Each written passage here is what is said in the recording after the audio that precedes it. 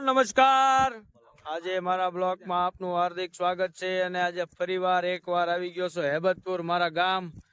દાળ બાટીનું આયોજન છે અને આજે અમારા મુખ્ય મહેમાન છે ભાવેશ સરવૈયા, નવી સોઢીથી. જો વિપુલ બતાવી રહ્યા છે તે ભાવેશભાઈ પોતે. એન્ડ સુધી અમારા કારીગર છે અક્ષય. મને તો તમે બધા ઓળખો જ છો.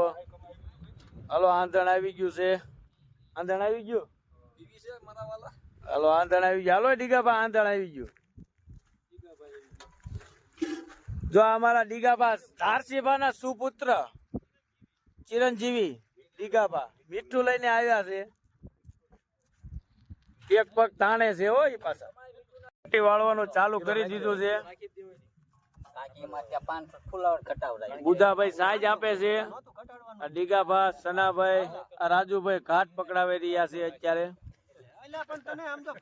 બાટી અમારી અત્યારે જો વાળીને કમ્પ્લીટ થઈ ગઈ છે અને બુધાભાઈ અત્યારે ભઠ્ઠો ઢીસણિયા વાળીને આમ લેવલ લે છે. અત્યારે બાટી ભારી રહ્યા છે બુધાભાઈ ને સનાભાઈ.